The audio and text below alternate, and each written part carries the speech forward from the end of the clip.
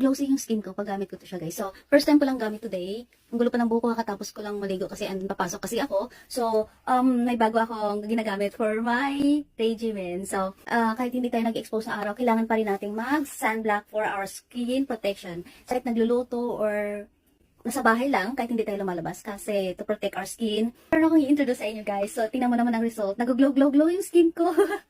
This is from Round Love. So, actually, this is made in Korea.